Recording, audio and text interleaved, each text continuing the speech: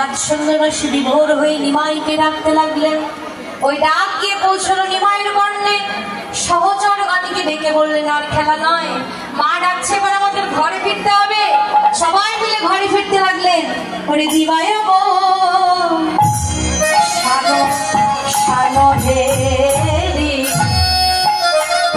গৌর গৃহে চলিলা